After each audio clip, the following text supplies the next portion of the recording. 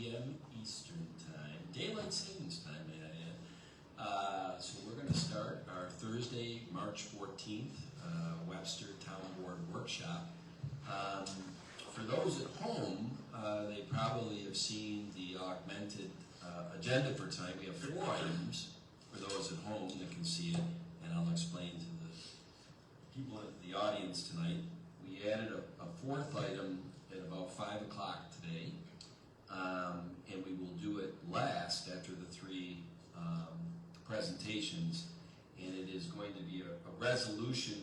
The town board members will discern a resolution to set a public hearing for March 28th, 2 weeks from tonight, regarding changing the town code as it pertains to the residency of the town engineer position. Would that be the best way to describe it, Braden and Charlie? Yes. Yes? Yeah. Okay. So, but first up tonight, we have a presentation by Bridget Harvey, our communications director, on the production of town board video and audio in this room for the town board meetings, the planning board meetings, and zoning board meetings. So I'll hand the baton to you, Bridget. Thanks, Tom. Thank you for the opportunity to discuss the production of meeting videos for the town board meetings, the planning board meetings, and the zoning board meetings. Over the past 4 months, I've been working alongside Supervisor Flaherty, Deputy Supervisor Cataldi, Steve Peace, Paul Adams, other staff members of the town, and Dan Agnew, as we consider the different aspects of the solution we are working towards for videos. As an update to the town board, I'll briefly take you through some of the questions that have developed as we work through this process. So the first question would be, why are we not using the equipment the town currently owns in this room? And early on in this process, that was definitely a strong consideration. It's been advised to us in those early stages by multiple field experts that this equipment is incredibly complex and would require the hiring of an expert to use this equipment to produce our meetings, which would be quite costly. We're working with both Paul and Steve to assess the equipment we currently own, its value, and which assets will be part of our production plan going forward. Question 2, well, what is the recommended path forward? And in working with Dan Agnew, we received a formal recommendation, which I'm happy to share with the town board, to utilize the Mevo system, which you'll see here tonight, due to its ease of use, its mobility, and its affordability. Coincidentally, Dan's here tonight with us once again to test this technology, which is becoming more prevalent in recording live events, including community meetings, sporting events, church services, and so on. Dan joined us back in January to test this with 3 cameras, and while the results of that test were promising, it was clear that we needed more cameras than 3. For a room of this size and for the layout that we have, the recommendation is 5 to 6 cameras. Tonight we are testing with 5 cameras. The benefits of the Mevo system include the ability to hook into our existing soundboard, the capability to cast presentations and other information directly onto the video screen, and the flexibility to record meetings outside the confines of the town boardroom if needed. Question 3, when can we expect a permanent solution? So I can't promise a date, but after this workshop, our team will have the opportunity to internally review the product of tonight's meeting, and should output meet or exceed our expectations, we'll likely move forward with working with Paul Adams and the finance department to purchase the equipment associated with the system. In that process, we will also test live broadcasting with the system. And our final question is, what accounts for the length of this process? Our team has been working on this long-term and lasting solution for meeting videos, and we've been intentional in making decisions and considerations that not only are reactive to the immediate needs of the Webster community, but also are proactive in anticipating what will be most helpful and prudent for residents and others well into the future. As a side note, along with these changes that are coming in terms of meeting video output, we're also working to update accessibility terms of sound and visibility of our screens. As we move forward in the next several weeks, I'll look forward to keeping the board updated as well as the community. And I thank you for your patience and for your time, and I'll welcome any questions.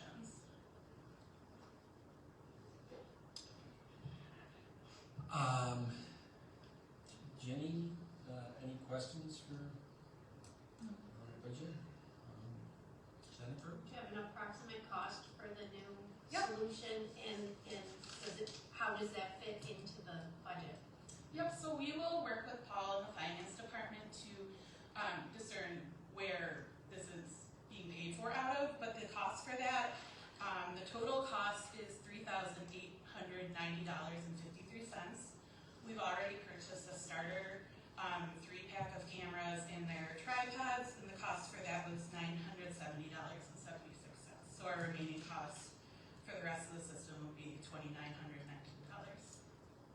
Is there you had mentioned taking some of the existing equipment and possibly selling it. Has any work been done to look at the value of the existing equipment? So we have the values at the cost of their original cost being purchased through 2017 through 2023. That amount is $29,229. However, quite a bit of that equipment is still going to be used, including computer equipment, this bulletin board right here, our soundboard, the snake on the floor that connects everything. So a substantial amount will still be used. Okay, and then maybe you can even possibly sell whatever's not going to be used. Correct. To cover the small Cover amount that costs. the new system is going to Correct. cost. Yep. Which would be ideal. Yes. I don't have any other questions. Yeah, and I would just have two comments, that for anybody that is watching live tonight at home, or wherever on Facebook, or if they're watching a tape of this tomorrow or next week or the week after, I can't stress enough that the 5 Mevo cameras in this room is not the view you're getting. So if you're watching this live right now, or you're watching a tape of it, what Bridget just described, the demo that is being done by Dan Agnew tonight with the 5 Mevo cameras in this room is offline. Key people at the town will look at that demo and see if the quality of it, both visually, audio, is something where we want to move forward with this. So I think that's critical to understand. The second thing is that I think it's very important to understand that it's almost 4 months to the day since we started the process, if you want to call it that, of not using the hard assets that are in this room that have been bought since 2017, cameras and that. And I know that there has been some comments that have come in and questions about the quality of the audio and this and that of these town board meetings or planning board meetings. I can't stress this enough. These are not all of a sudden new concerns from citizens watching, listening. These concerns came in, at least to the supervisor's office, to me. Several came in prior to 4 months ago. This has been an ongoing problem of audio and visual from these board meetings for the people watching at home, live, or on tape. So I really am excited about the fact that all of those complaints that came in pre-November of 2023 and for the 4 years I was supervisor, I'd like to think this process is going to really solve that long term. So those aren't questions, those are comments. Thank you, Bridget. Thank you. Okay, the good news, we're 6 minutes ahead of schedule, aren't we, Dolly? All right, well, our next item up tonight is a presentation on Sandbar Park, specifically, knock on wood, the bar restaurant that hopefully will be built down there. And that is going to be done by Jared Miller from campus and Dave Cox from Passero. I don't think anybody else is presenting this, is that correct? Correct. Gentlemen, I will hand the baton to you. Well, certainly appreciate the opportunity to come back to the board and give a update of the construction progress made in the 23-24 construction season. And then, like Tom said, definitely want to talk about the plans moving forward for that restaurant pad. So we'll get right into it. First thing we want to talk about, not very exciting for some, but I particularly like the budget aspects of the project. Just a quick run through, and this is a very similar slide that we presented last time. The original budget for the project, the amount bonded for all phases of the project was roughly $9.5 million. Through some estimating internally, we decided that for the phase that we have completed, the original allocated budget for that phase was roughly $8.9 million, leaving an unallocated or available for future phases amount of $586,000 and change. So of that 8.9, we utilized 7.2 for the 3 contracts, one for the road, one for the wall, and one for the park. And then there were also consultant fees for Payne Campus for construction management services, Passero and Bayer Landscape Architects for design services. Along the way, there were also RG&E costs incurred for some reroutes of utilities. And then on all of our projects, we budget a construction contingency to pay for unforeseens. Things like unsuitable soils or elements found, beneath the existing roadway that we encountered. Things like that. So that's a budgeted amount to take care of those things. So of those, of that budget contingency, the project spent $119,383 to date. So that leaves roughly $250,000 remaining. So that leaves our future available funds for, we'll call them future phases. It's the remainder of the existing contingency, plus those unallocated funds we initially talked about. This project benefited from a substantial amount of grants that weren't considered when the project was initially bonded. So we've got an asterisk by it, but right now it's roughly $4.7 million in grants received. The asterisk is because those are to date what we've received. Totaling roughly $5.6 million available for the future phase of Sandbar Park. So our schedule for the past few years, starting in 22, March of 22, we started construction, clearing trees, leveling out the ground, and still starting our fill operation. At the end of 22, we were 85% complete with Lake Road, 15% complete with the flood wall, and 45% complete with the park. That was roughly 15% ahead of schedule. At the end of 23, all of those items are substantially complete. We did a ribbon cutting on, I believe, the 25th of October, and our goal for that was the 31st, right before the bridge turned. So the project was delivered on time, and there are still a few items that are being worked on that were added to the project at the end. Things that, in some cases, the Parks Department thought certain items were necessary, and with the available budget, some odds and ends, things like extra bollards and things like that are going to be taken care of once the weather breaks. So we'll go into the granular detail of each. The work completed on Lake Road was the completion of the sidewalks, installation of the top course of asphalt, and the final road striping. Installation of the street lighting, installation of signage, and finally, one of the most impactful pieces was removal of the existing power poles down along the bay. Work outstanding for this project, there is none. So we are 100% complete.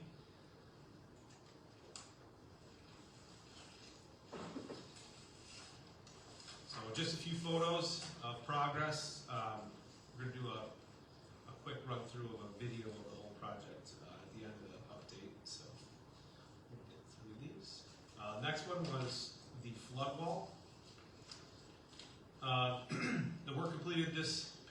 construction season was the installation of the actual plug wall, completion of the fill operation associated with it. That's bringing the grade up above the flood elevations. Removal of the existing dock and replacement with the new dock.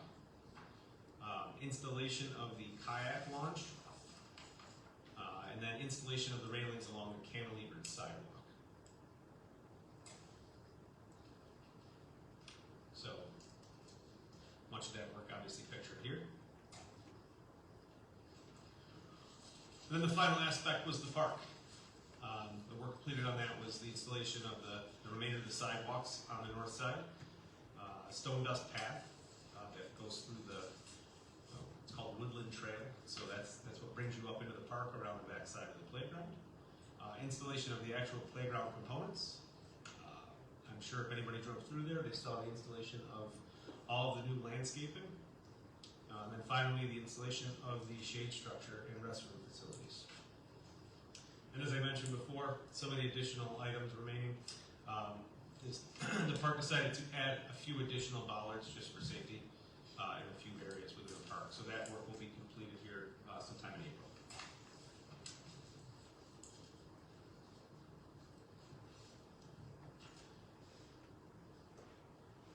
So hopefully this isn't too loud. There somehow is sound associated with it, but I'll turn it down a bit. But we'll do a quick run through of the progress made between 22 and 23 construction seasons.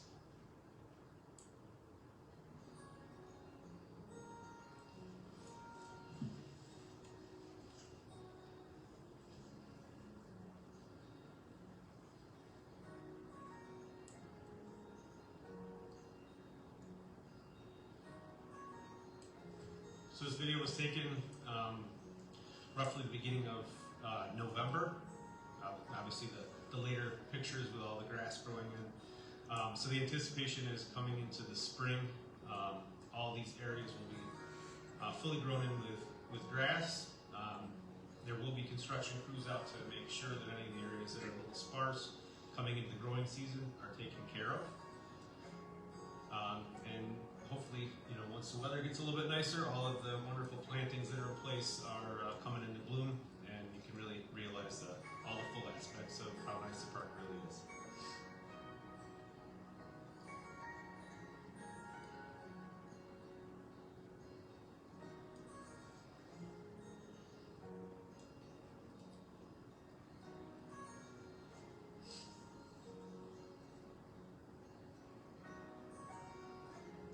One of the key features of the park was along that south right away. You can see that multimodal path that the two people are bicycling along.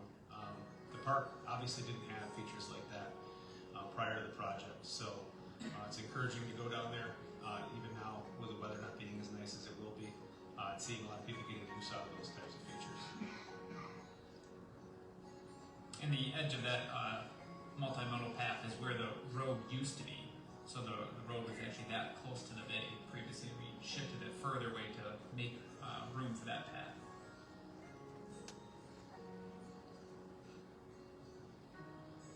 So as the video comes to a close, we will kind of turn it over to Dave to give update on all things restaurant permit related.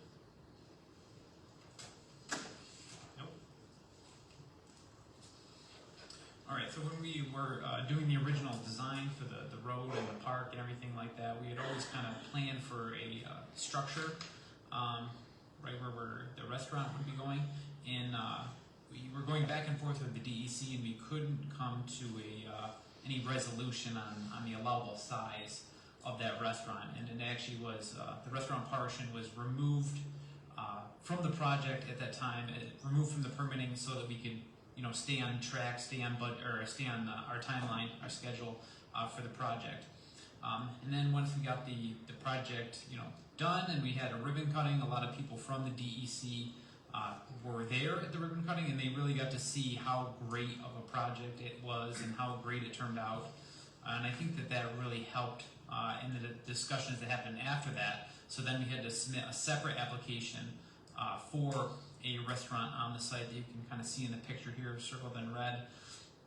And we negotiated back and forth and removed some some future impervious area and future sidewalks, so we didn't have any increase in impervious area, and we're actually able to get approved, a 2,300 square foot building footprint. The old building was 1,600 square feet, and originally the DEC was not wanting us to put in anything bigger than the 1,600 foot footprint, which really made it hard to find a restaurateur that would be able to work inside that small of a footprint. So absolutely a huge win for the town and on this project to be able to come to get approval for the 2,300 square foot building footprint. Yeah, this view is a little bit zoomed out, obviously, to get the grand scale of exactly where it is on site. But for anybody driving past, if you do drive through there, you will notice some colored stakes sticking out of the ground. There was a lot of forethought put into the potential for a restaurant pad being there. So all of the utilities are already available and tied into those locations, so that once a building does go in place, it really is plug and play. So there was a lot of preparation done for when this thing was permitted, and it'll make it a lot easier now, given that we're one step closer to being able to build the building.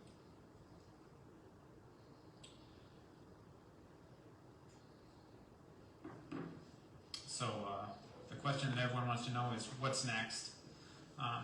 So really onto the restaurant design portion of it. So the town has been searching for a couple of years now to find the right partnership. They are in negotiations with a restaurateur. We're still not able to disclose who yet, but it is getting very, very close to that point, so we're very excited.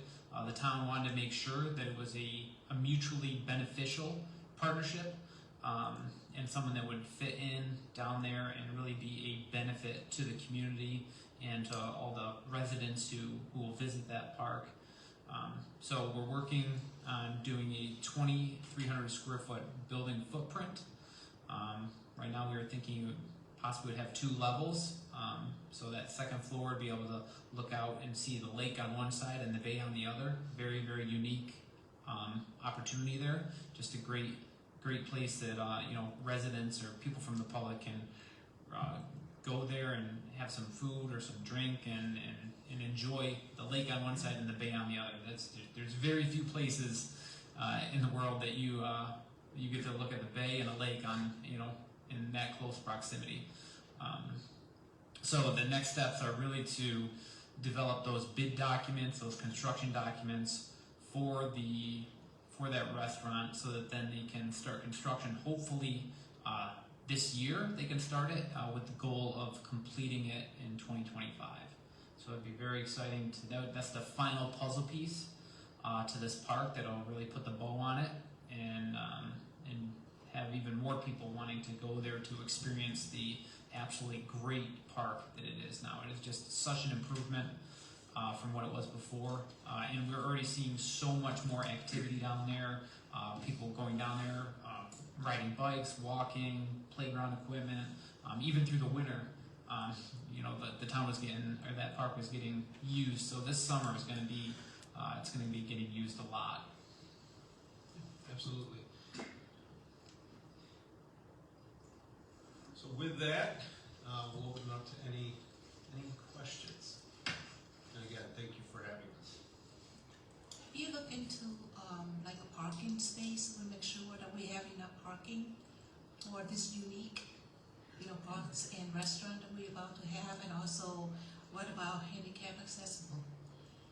Yeah, so the parking areas are all set up for handicap accessibility. There's ramps on and off the sidewalks directly adjacent to where the restaurant building will be. I think almost all aspects of the park are handicap accessible as designed. The parking itself, coming from it being a large gravel area, it was hard to determine exactly how many parking spots there were. I think at this point, if you count up all the roadside parking along with the 2 parking lots that were constructed, I think you're roughly between 110 and 120. I have to count exactly 110 or 120 parking stalls available at the park.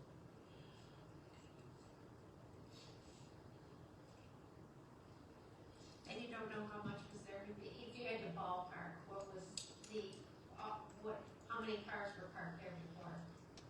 I'd have to say 60 or 70 would be my gut feel.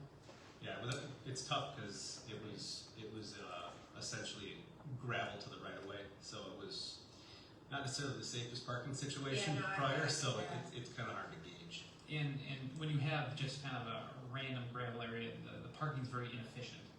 You know, people will not park, you know, if there's no line, so people will park far away or park in different directions. So when you have a very organized parking layout, it's much more efficient. You can fit so many more cars, and it's much safer. Yeah, the biggest component of just the parking and that aspect of it is there's now signage and crosswalks that lead you from the north side to the south, which was not the case prior. And you know, just walking down there, if you get anywhere near those crosswalk signs, people are stopping to let you cross the street. So big advantage of making those improvements. Yeah, and previously people were just parking on the actual road, on the actual travel lane, you know, which made it even more unsafe. You know, now where we have designated, you know, parallel parking, so all the parking spaces are much safer and just much safer travel through that area. It's absolutely beautiful down there. I mean, I know folks are a little sad and disappointed and miss the Bayside, and I do as well.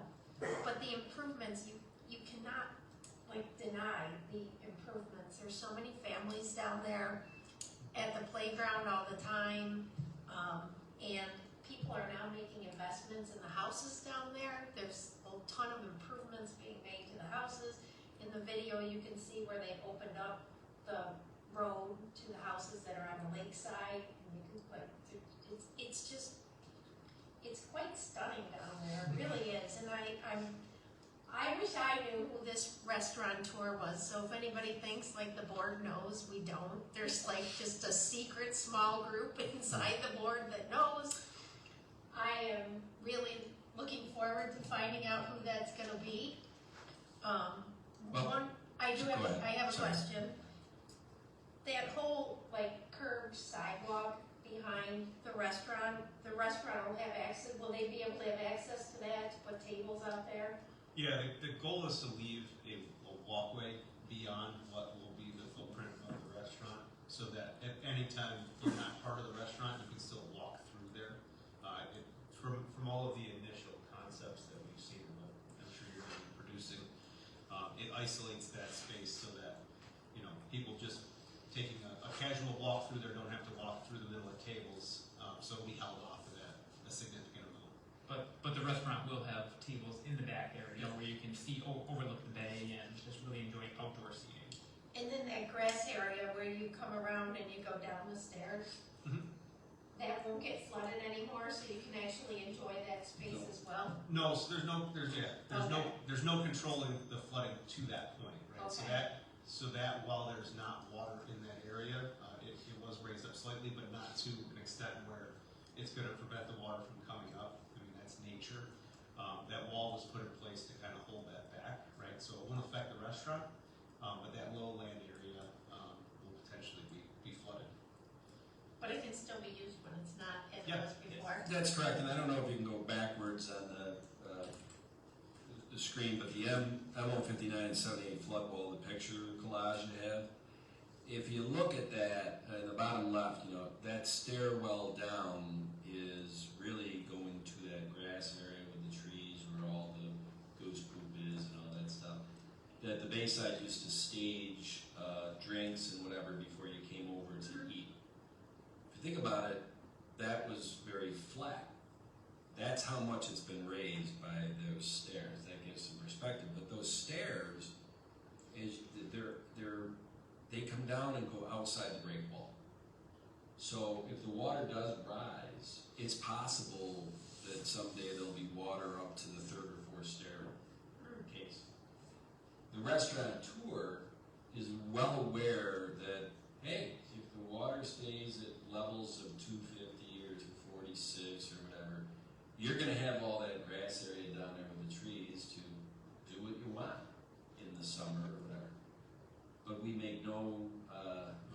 we can't control the water. We built break walls and stuff for the patio and all that, so that there won't be a foot of water inside the restaurant like there was in the Bayside a couple times in 17 and 19. So, and the restaurateur does understand that. And I want to just say this, that the reason why there's been a real confidentiality of who the restaurateur is because really until the engineering and the pre-construction people who we think are going to be Passero and campus, until they work on the design of a 2,300 square foot base restaurant and some of the aspects of that, and work with the restaurateurs, architects, and engineers, this may not happen with that restaurateur because the reality is that if the cost of it and what that restaurateur wants to do ends up being $5 million, that's not going to happen.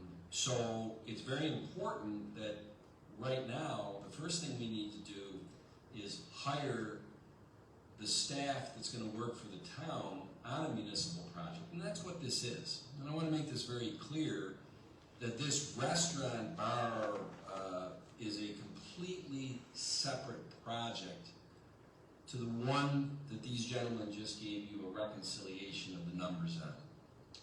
The $9.5 million bonding that was done a couple of years ago by this town board was for phases 1, 2, and 3 of Sandbar Park. Now phase 1 is the park and all those accoutrements they showed you. Phase 2 is the education center at the end of the park, at the far west side. That we haven't started to even really talk about the design and all that. And phase 3 is a pathway that runs, at the east side of the park. Yeah. The pathway runs along the lake west, behind Castaways and down toward the Hojack line and all that. That's a municipal project that was bonded for $9.5 million. Doesn't mean we borrowed $9.5 million. Is that correct, Paul? That's correct. All right. But that's what it encompassed. And back then we said the reason why the bar restaurant is a completely separate project is because it will be a public-private partnership. And the type of bond that needs to be obtained, Mr. Adams? Taxable bond. That's correct, because the municipality is going to own the land, which is parkland, and the building, and then a private purveyor, vendor will run the business that's in it. There's a lot of precedence of that around the county and the state, but we found that cannot be encompassed under this standard municipal bond tax exempt and all that. So, long story short, as we design this building, we can't really go out and say, we got to deal with this restaurateur because if the building's cost in that bond is $20,000 a month, if the restaurateur is not willing to pay $20,000 a month or some type of creative percentage of their POS system so that we can at least put the taxpayers of the town in a position to recoup that, it's a non-starter. The restaurateur is well aware of that, but really to get full details of whether this works, these gentlemen and what they do at their firms need to start the foundation work, no pun intended, for the town to work on the design and the different accoutrements to figure out, well, how much in today's day and age would that cost? And as I've learned from these gentlemen, you could take the same 2,300 square foot building with a second floor that they described, which is going to be incredible if that's what it comes to be. You could build that for $10 million, exaggeration to make a point, because if you want to gild it with gold. And if it's your home and you want to do that and you have the money, great. But you could also build that for $1 million if you go down to not gilding it in gold and maybe go with, I don't know, what's the best example for using for a homeowner?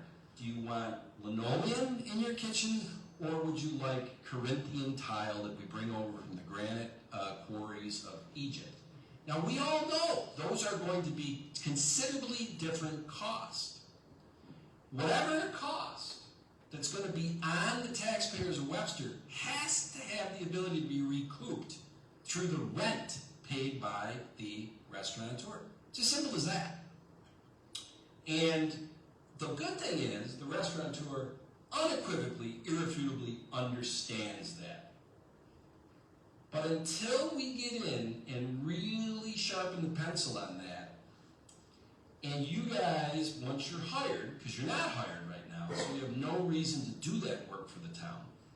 Once you're hired, the next day you can sit down with this restaurateurs, architects, engineers, all that, and figure out something so that in a month or two, knock on wood, you can come back here to a workshop and we say, well, here's the design, and here's the restaurateur, because we have reached a point where we have a deal in principle, both dollars, design, timeline of when it's going to be broken ground and when it's going to be open, all the things that everybody wants to know, including yours truly.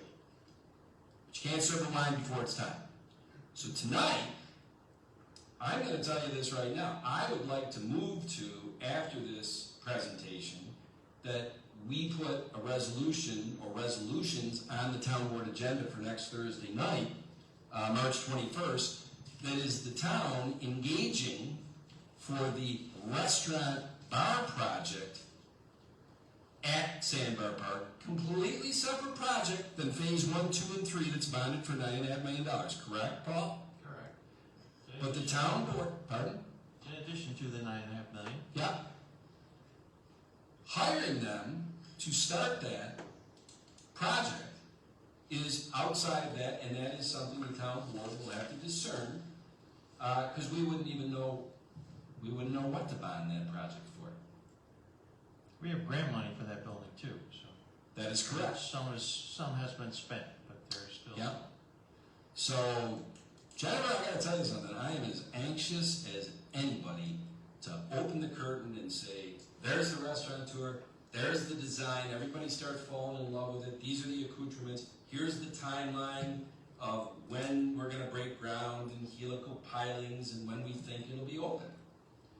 They have to do basically a Gantt chart, if you're familiar, to figure out all the parallel things that happen and some of the ones that are sequential in that timeline, so that we're not telling the community, we think it's going to open in June of 2025, but we just pulled that date out of the air. The date that we pull out when we present next time, hopefully in 2 months, is a very well thought out, researched, Gantt chart type of sequence of events, parallel events, and one that really, to tell you the truth, we'd have to be far enough along with the restaurateur where there's commitments on both sides. But the first step, we can talk about this till the cows come home, is the town has to hire a pre-construction advisor such as Campus and an engineering firm such as Passero. Professional services, is that correct, Paul? Correct. Passero has more data on that area from 9 years being down there. This started back in 2015 or 16. Is that correct, Dave? That's correct. Was that when the first grant, there was a grant a long time ago? $118,000, and it's not closed out yet. Is that correct, Paul? That's the grant I'm talking about. Yeah. So It's that was the 200,000, grant which for go the way back. educational area down there, to have a dock where kids can go down and. Yeah, do plus the things. educational area, we actually sold Yankee Stadium, and those funds, which is $324,000, which we received from the school district, is earmarked for that purpose. Okay. $324,000 is earmarked for phase 2 of the education center. Right, for the education. So let's come back to the bar restaurant. Not for the bar restaurant. Okay? Totally separate project. Yep. Not encompassed in the $9.5 million. Not earmarked with $324,000, all right? I'm playing the crowd here that they're not here for the education center. I could be wrong. We'll see after. They're here for the bar restaurant. So, Passero and Bayer first got engaged by the town circa 2015-16. $118,000 grant to do a study of what could be done at Sandbar Park. They had meetings in here in 2016 and showed boards of what it could look like. They engaged community members. Some of them might be here tonight. And everything was going along swimmingly, no pun intended. And then there was floods in 2017. And it kind of stopped the process. And then there was a bigger flood in 2019. And at that point, the state came out and said, you know, we got a problem here. We're going to dedicate all this money to call READY grants. And the town applied for the READY grants and said, hey, we're going to do this work down at Sandbar Park with the state's money of grants to secure the shoreline because of these floods. And how do we do that and marry it with the project that was started in 2015-16? Is this correct, Dave? Yep. There's been a long history down there. So because Passero has been so involved in it, their breadth of knowledge and documents and surveys and all that, in my opinion, and Paul, I think you would share this, there is no doubt that's the engineering firm we engage with for this restaurant bar Makes project. sense. Anybody else that we would engage with, probably tens of thousands of dollars to catch up with what's gone on that's already in your database. Correct. Campus, having been the project manager, not pre-construction, because we didn't get you until construction, they already have such a knowledge of the area, having done 2022 and 2023, they once again are the obvious choice. Now, I'd like to think, and this will be next week's resolutions, all right? And the town board will have a chance to look at this. We think that's the right decision in a way that they're not like, we're the only game in town, so they're going to charge us 10 times what would have been a competitive bidding situation. That is not the case. I'm very comfortable, and you will see that as we dovetail to next Thursday on those resolutions. So, Does this have to go out to bid? professional services are under our procurement of a municipal bid. It's good practice, as Paul will tell you, to look at 2 or 3 different things, bids, whatever you want to call it. Mini bid? Yeah, not required to be bid. Okay, It's, just curious. Once that's the project, your choice. yeah, once the project itself, the construction aspect, that's definitely Yes. required to bid that. Yeah. And part of this, and I want to get you all home early, but I think people I'm are sorry, I have lots of. mostly here for, no, keep asking questions. One of the things that is we really need to work with the restaurateur on, in parallel to their design and working with their architects and working with their engineers, is how much of the project is the town building and paying for.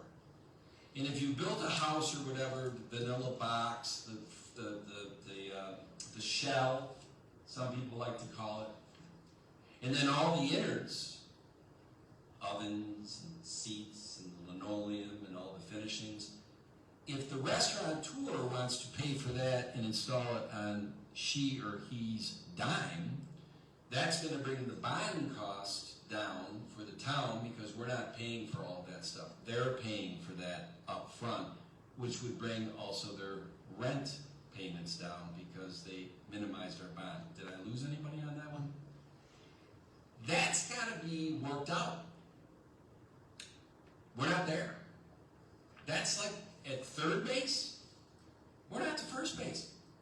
First base to me would be next Thursday if we engage our pre-construction to help with bid design and our engineering firm to help with the design of a municipal building. That's all I got. How'd I do on moving my head as far as the microphone? All right? Trying, Bridget. Any other comments or questions? Jen, ask questions on this till 9 o'clock tonight if you'd like. I have one more question. Shoot away. So I'm looking at the budget update, and there's 9.5 million that was bonded, not spent, not necessarily going to be spent. I see the available funds, you talk about the contingency remaining and the unallocated funds, and then the grants received that weren't all spent yet, they weren't all received or spent yet, the 4.7 million? They weren't all, so there's potential to have more grants than what's shown, and that's why there's an asterisk. So there's 5.6 million remaining. Does that mean the cost up to this point has been roughly 9 million? No, the cost, so all the costs are on the left-hand side. So the contractor bid totaling 7.2 is the actual cost of the contracts. The consultant fees are what Campus, Passero, Bayer, some of our special inspection fees, those are all encompassed in that consultant fees. Yep. So those line items on the left are all what total up to the expenditures for the project. Oh, and then the construction goes over into the contingency of what was Yeah. spent versus remaining and.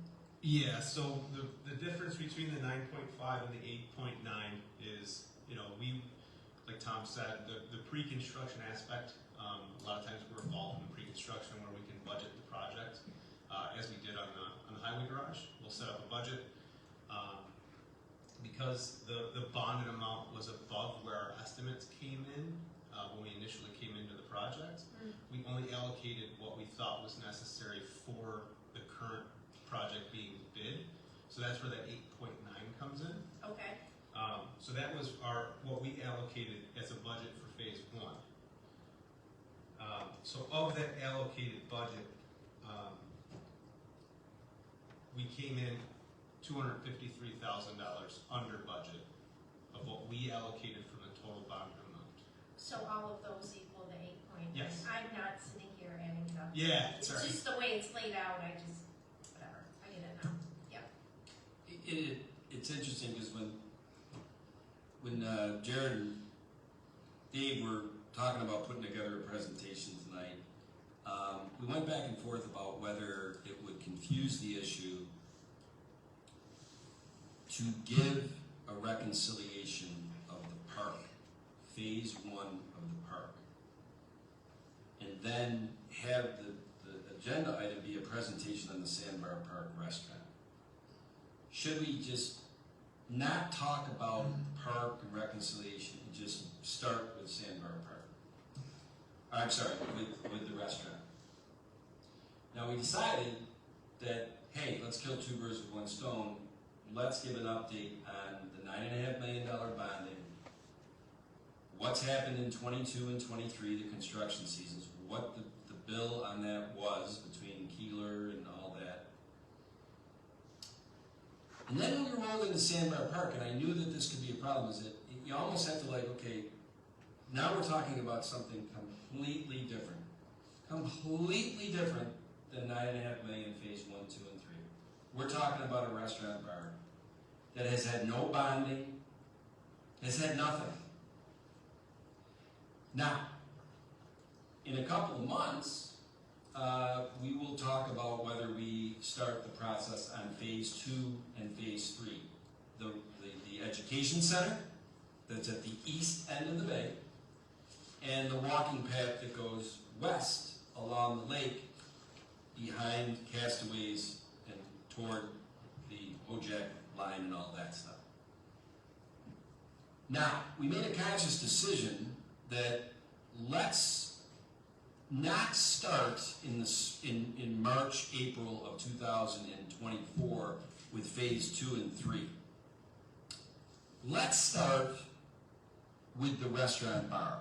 Because our gut was, at the town governance and our communications people and reading certain things, that that's where the interest level is of this community. And that doesn't mean the community is not interested in an education center. And I think once it's built, they'll be very happy it's there. And I think once the phase 3, the path is built, they'll be very happy it's there. But anybody that lives in Webster knows that everywhere I go, what's going on with the restaurant down at Sandbar Park? What's going on with the restaurant down at Sandbar Park? So it just seemed like we're not the brightest, or I'm not the brightest guy in the world, but why don't we start with the restaurant bar? And that's what we're doing. Now, once we get past that, hopefully bond, or not bonding, but do the resolutions next week, and then come back in a couple of months with a workshop to introduce the restaurateur and all the then somewhere along the line, we probably should turn our attention to having a presentation on, okay, what do we got on phase 2, the education center? Because then things like Paul said, we got $324,000 sitting in our park reserve account from the sale of Yankee Stadium. That's not in your reconciliation numbers, because we're not talking about phase 2 and phase 3 tonight.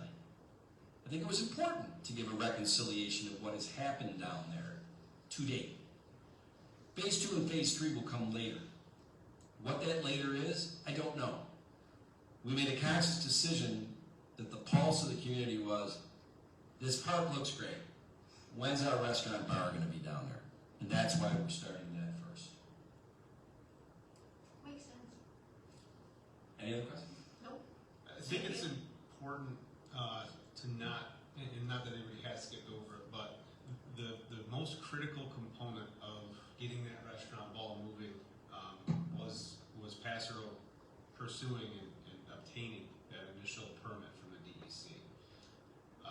That permit was, the whole reason why that thing can move forward. I don't think with the limits on square footage, you'd be even able to have the conversation. So Agreed. that was and that process started early November, so almost immediately after we were done with construction.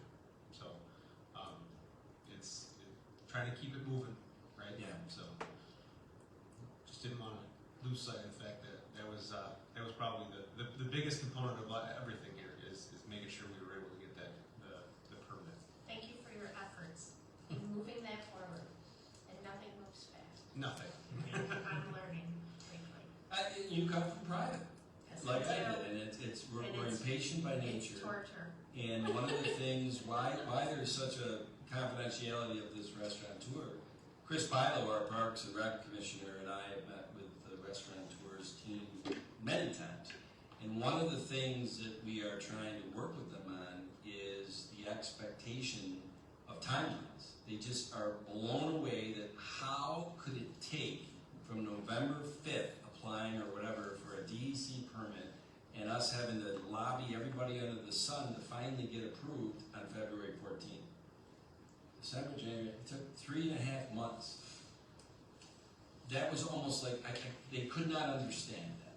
That's extremely fast. And that's Extremely fast. You know in my 4+ years, I'm starting to learn that, okay, I have an unrealistic expectation of time frames in government based on my 30 years in private business. And it still drives me a little nuts, but at least I'm starting to understand it more, that you can't fight City Hall. Especially with DEC. Yes, and so the restaurateur, there were times that I thought during this process they were like, you know what, time is money, we're out. We're on to other projects and this and that. They're not out. They're still excited about this. But once again, over the next 2 months, as we put it, I call it the Gantt chart. Here's the timeline. If the realities of, we're going to be realistic on timelines, especially when stuff leaves our control and goes to agencies like the DEC and SHPO and some of these other federal agencies that you're not going to get them to move any faster than they move. And 600 brick. right, that will affect the timeline of building a building there. And I just want the restaurateur to go into it with his eyes wide open to that, which I think, and Katie, you work with Chris. Chris is pretty candid about things. I've enjoyed being with him because he doesn't mince words, but he has a good bedside manner, and it's going well. But I'm hoping that it continues to go well as you guys, if you're hired by the town, work with the restaurateurs, architects, engineers, designers, whatever. And in 2 months, we can come back here and look what we got. I'm on the edge of my seat. I am Work fast. Thank you, Jerry. Thank you. Thank you. Dolly, I'm sorry. I know you had a big plans tonight, but we're 24 minutes behind now, aren't we? Our next item is a presentation on cyber insurance. And I think it's going to be done by Steve Peace, our Director of IT here at the town, and possibly Paul Adams, our Finance Director. And we have royalty in the building tonight. Joe Parisi is here, who is the town's insurance broker, agent, czar, whatever we haven't come up with the name yet. Joe, if the town board members in the Q&A have something that you're more apt to answer than Paul and Steve, we might ask you to come up. All right? Now, wait a minute. Are you guys aren't here for cybersecurity? Then we get done with the bar restaurant and you're leaving? Next time. Wow, okay. I guess I read that wrong. I thought they were cybersecurity people there. Okay, I'm going to hand it. What's that? Sorry, you a comedian tonight? I was. All right, I'm going to hand the time to Stephen Paul. Alright. I got a quick PowerPoint presentation here, and I apologize, I'm the computer guy. I know how to make them work. I don't know how to use them, so. Let's see where to go. I got it here somewhere. There it is. PowerPoint is definitely not my thing, I'm old. I've been doing it for a long time, so I apologize. Where is it? Oh, go to the bottom, on the bottom right by the Zoom chart and just click the This slideshow. one, there we go. There you go. There we go. Of course, you know, everybody always wants to know, what is cyber insurance? Cyber insurance, just like anything else, it's used to help protect against losses resulting from a cyber attack or incident. And from an IT perspective, cyber insurance is an important part of our security incident posture. Now, of course, there's much more terms in there that you're going, well, what's that mean, Steve? Of course, what cyber attack is, most people know what that is. You know, somebody hacks into your computer, they steal your information, they blow up your monitor, you know, all that good stuff. But there are other things also like cyber incidents. An attack is an incident, but also an incident can be anything that results in the loss of your data or information or access or to a technological asset, a computer, data, information, stuff like that. And to help protect all that, we have a security plan. And to represent that security plan, we have our security incident posture. It's kind of like, you know, you have a little kid, you just tell them stop slouching. That's the beginning of your security plan. And then as you become an adult, they start standing up straight, sit up straight, your posture is more and more rigid. And so that's what we mean by our security or incident posture, is how well we're implementing our plan. Our plan does consist of, I don't want to get into big details because we're talking security related stuff, and in a public forum we don't want to divulge too much information, but our security plan does involve a few things here. As you see, policies, procedures, and we try to do our best to implement standards, patching our software and our hardware. Britain actually has provided some cybersecurity training to our employees this year, which was very nice. We always try to make sure we have multiple redundant everything, vendors, hardware, software, connectivity, and all sorts of stuff. We always try to do our best to provide least privilege access. We've been rolling out multi-factor authentication. That's still an ongoing project. We're still locking that down some more, but we do have it in place.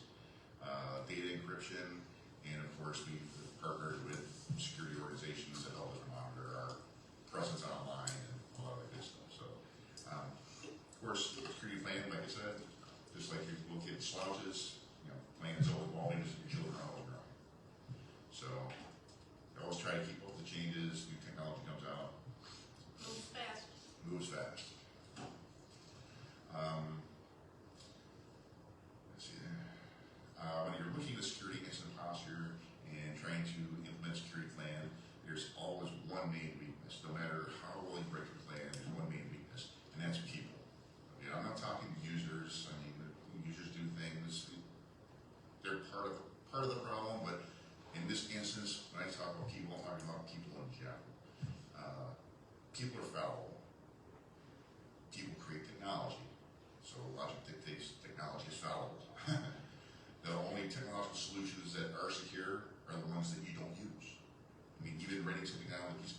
cancel, there's still security risks with that. So, I mean, unless you want to keep it all up here, if you're in 1984. So why do we need cybersecurity? Well, since all technology is fallible, it helps mitigate our risk. We do our best to keep everything safe and secure. We do our best to keep everything locked down so that we don't have any problems. But it's not a matter of if a problem happens, it's a matter of when a problem happens. You know, just like you drive a car long enough, chances are you're going to get into a car accident. So you can think of cybersecurity insurance like car insurance. So you get in an accident, your insurance is there to help protect you. And of course, it provides some really nice tools and features and things like that as well. And Joe, if I say anything wrong, please speak up. This is probably where Joe will probably be able to answer a couple questions because I don't understand what all this includes. But this is what would be included in our cybersecurity that presented to us. All our liability coverage and our event discovery and reporting coverages. Some of it I understand, some of it I don't understand, which I hate to admit, but you know, I'll learn as we go. So you know, it basically there's lots of things that can happen, so it covers lots of stuff. What we got here, and then of course not only do we receive financial coverage, we do get deferred rates with cyber threat prevention vendors, phishing tests, and all sorts of cool tech toys and stuff that I won't like keep you up with. So in conclusion, with ever-changing technological climate, no guarantees an attack or incident will never occur. A cyber insurance policy should be considered. It is, from an IT department standpoint, a valuable part of our security posture and our security plan. It should be something that we seriously thought about. Now, with all that being said, I know we've been trying for a few years now, Paul. Yeah. Yeah, over the past few years, we really have not had sufficient cybersecurity insurance. It's been tough to get a carrier to get interested, Yeah. but I with know all the since changes we've made to the Yes, yeah. department and the, I know since we're the government, that kind of puts a big target on our back, so that Yeah. it kind of elevates us in that risk pool. And then some of our security posture wasn't quite as rigid as it should be. We, like Paul would say, we have put a lot of things in place now. We've been able to implement a lot more technologies. The cost of those technologies come down. We've been actually able to acquire them and implement them, and they're included in things now. So we've been able to improve our security posture, which improves our chances of being able to acquire that insurance. And then hopefully, as Joe may be able to say, you know, governments aren't the big bad wolf of cybersecurity events, and we're a little more insurable, I hope. I know the governments, you know, because I can almost guarantee you whenever something's happening in the Middle East, I can always tell you when it's happening, and we get an influx of spam and phishing attempts and all sorts of stuff, just because even as a local entity, we still get flooded with all this stuff. So. yeah, some of the revisions Steve's department has made has allowed us to comply with the requests of the carrier. Yeah. So I mean, Joe has come up with a couple options for us. One has an aggregate of $1 million coverage. The other one has $2 million. Premium for the $1 million is about $11,000. For the $2 million, it's about $18,000. So we could choose which one to go with. I would probably lean toward the $2 million Yeah. to be safe. I I mean, don't think 18,000 is a bad price to pay. The deductibles are 10,000 per occurrence with an aggregate of 30,000. Yeah. So like I said, that's not too bad either. we do the best we can, and like I said, it's not if, it's a when. Hopefully, the when will happen well after I'm gone. But Have it's there a, been any security incidents that cost the town money? did it cost the town money? No. We have had a few incidents in the years past that we've been able to mitigate, take care of. It didn't cause us any issues, it didn't cause any problems. So. I don't know if anybody heard that question. I was quite far from the microphone when I asked it. So I was just asking if there was any occurrences and what it may have cost the town. Yeah, we've had some minor occurrences, but we've been able to actually mitigate those relatively quickly and keep everything safe. Was it during when like a Ukraine war kicked off? We were part of a DDoS attack where they were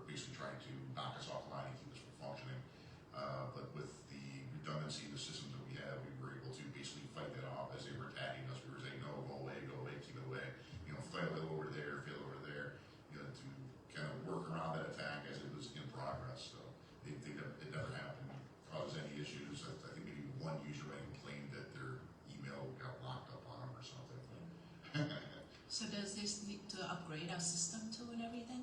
I'm sorry? Does this need to be upgraded for our system for this, insurance? No, the systems don't need to be upgraded, well, they're continually upgraded. We usually try to have a plan in place to keep them current, so that way they have the latest and greatest protections from the latest and greatest vulnerabilities that are always being found. Like I said, technology is created by people, and if people create it, people will break it, so. Yeah, it's interesting. I don't think it can be underscored that we were not eligible for cyber insurance because the controls and things we needed in place, we didn't have in place a couple years ago. Now, for everybody who's like, whoa, Jen, your question about, well, did we get hacked or did we lose any money? We didn't. So that's all good. So the past is the past. There's also the analogy of, and I know, Joe, you're going to like this as an insurance agent. I've owned my home for 27 years, Joe. I have fire insurance on my home. I've never had a fire. I don't think I need fire insurance. Never had a loss. Is that how it works? I didn't think so. What has happened over the last 4 years, and I'm going to say COVID was the start of this, because COVID made our organization have to kind of look at how we were structured from an automation or IT perspective. And the best way I can explain it, and Steve, you tell me, for the most part, when an employee of the town, a town computer system, when they came into work at 8 o'clock or 8:30 in the morning and they opened their computer and email and systems and whatever, when they left at 4:30, that was it. When they left the building, there was no remote access. Yep. Anybody watching this and whatever probably knows that is not the way the world works in the rest of the world. But that was somewhat pretty common for government, which was a culture shock to me, being in private. COVID made us have to look at, like, either we're paying these people and sending them home, which the taxpayers weren't going to like, or we figure out a way for some of them we send home to have them operate remotely. And that's where I can't be honest with Steve, your staff has done a lot in the last 4 years to get us from where we were, that through all that COVID and getting people working remotely, and then that kind of opened the eyes to, well, hey, maybe we shouldn't be storing everything on our servers. We should go into the cloud and take a look at some of our applications and blah, blah, blah. So this has just been like almost a snowball rolling downhill. And it's not crazy use of IT. It's kind of like this is how IT and how users that work need to access things in the 21st century in 2024. Where our inspectors at the construction sites, instead of taking notes on a paper, or like you, Dan, they have one of those iPads and they are updating what the site looks like, and in real time it's going into our computer system, database, whatever. This is what we've been doing, and because of that, it does start to make you a little bit more risky for being hacked. However, we've tried to counteract that with going into the cloud and taking some of our big systems, the application or the software providers. They give us a much better level of security when you go into the cloud, both in the security but also in the redundancy of data. Redundancy. And all of those moves, and I don't want to, Joe, our insurance agency, as that was happening, we went from, well, we don't have enough of the things we need to get cyber insurance to, well, now we do have enough of the things. We do have dual authentication for certain things to, once again, keep the bad guys out. But there is no system where you can keep the bad guys out 100%. No, And anybody who tells you that they have a system like that they're constantly is lying to you. Constantly. I can show you logs of hundreds of thousands of attempts every day. Yes. So, it gets to a point where it's like the Matrix. I don't see the code anymore. I see lot. Keep that. Sorry. I guess I would say this, and I go back to the joke. it's not a joke. I shouldn't have to have fire insurance anymore, Joe. I've never had a fire. And past performance should indicate that I don't need fire insurance. Well, we've never had a hack on our computer system. Well, we have a lot of changes to our computer system that make it more risky, but we've also taken some steps to make it less risky. I guess I would just say this. If we decide to go with cyber insurance at a premium of $11,000, $18,000, I tend to lean on what Paul thinks is the best bang for the buck financially. And I think you said the $2 million coverage with the $10,000 per occurrence, $30,000 aggregate Yeah. annual Premium is 18. deductible. If we come back here in 10 years, and Charlie, you're going to still be the town attorney in 10 years, and we're all still here in 10 years, and we look and we say, you know that we just paid, all factors equal, 10 years, $180,000 in premiums. That assumes the premiums don't go up, big assumption, not going to happen. And we never got hacked, and we never had a claim. Well, then you could make the argument we wasted $180,000 over 10 years. I'll tell you what, one of these, Say one claim, don't take. one of these, millions in both direct cost, but also that soft cost of loss of productivity. If we're shut down and whatever, now that town, we're paying our staff and we can't service our citizens, how much does that cost? So, and as Joe knows, I come, my father was in insurance for a long time, so I get it, and this one I gotta say does make a lot of sense. Yeah, I mean, like I said, we IT departments of staff, 3 people. We have, 14 departments? I don't know, 14? I've lost count of the years. We've gone from 3 facilities to 1, 2, 3, 4, 5, 6, 7, I think now. Facilities that we have to take care of. And then, like you said, with COVID, everything started to go remote and started, people taking stuff from working from home, which gave me many sleepless nights because, like you said, we were the government, everything was internal, we kept it that way. Luckily, we were able to find that solution. It didn't cost us any money except for some man hours in the IT department to be able to get everybody to be remote. But security-wise, it wasn't the best solution. So, but we were able to then implement things, and that's kind of just, like you said, started a whole ball rolling with, well, how can we make this better? How can we make this more secure? How can we make this so that people would still use it and still balance that security versus usability then? And of course, like I said, you get the security versus usability, and we make the security a little bit better. That's where insurance comes in. Yeah. And one of the things I like about insurance, and I admit I'm the son of an insurance agent, but the insurance almost creates a check and balance audit to, you don't just all of a sudden, hey, we got insurance, so let it fly, we can just get lazy and who cares, we got insurance. No, it's the exact opposite. You have to stay on top of things, and you have to show that insurance carrier that from year to year you meet the audits and this and that you haven't taken the foot off the gas of protection. The protection is not the cyber insurance. That's disaster protection. The protection is how you constantly day to day work on your system and checks and balances and securities and stuff like that. That's where your posture comes into place. Yeah. So, anyway.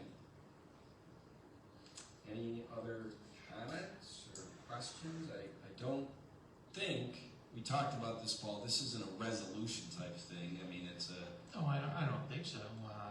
It's protection that we need, and I think we're just going to go forward with it.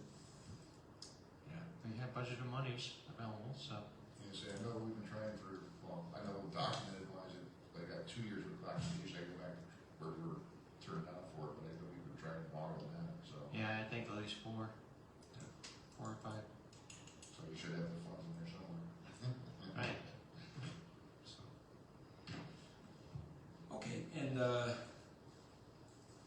guess that's that's it. right. Yeah, so unless you have any more questions, huh? And Nope, sounds good. the agenda item that we got onto the digital, onto the website, right, Bridget, it is up there, but our agenda that was handed out tonight doesn't have this last item. I mentioned it back an hour and 15 minutes ago that we will be doing this at the end. I'm gonna actually hand the baton to Braden Connard, who runs our human resources here in town. He and Charlie Jesse, our town attorney, somewhat worked on this today, and the town board, the three of us here tonight, are gonna consider doing a resolution tonight to set a public hearing for 2 weeks from tonight, March 28th, right here in this boardroom. It'll be published in the Webster Herald's Wednesday, March 20th edition. The public hearing would be to consider changing a part of the town code that has to do with the residency of the town engineer position. Braden, Charlie, if you do want to give any other description to this? Just, the board resolution contains the justification, but as the board will probably recall, I was here 29 days ago, talking about, reporting to the board about the recruitment efforts for town engineer and the retention of a contingent fee recruiting firm, and that has brought us success, and we have a verbal confirmation from a highly qualified candidate, but who already lives in a town in Monroe County, but that is not the town of Webster. And having been recruiting for this position for 8 months, I feel comfortable coming to this board to ask for a residency waiver for this position. The board authorized a local law 4 years ago for a temporary residency waiver, and this would make it a permanent residency waiver. And I can answer any questions that board members may have.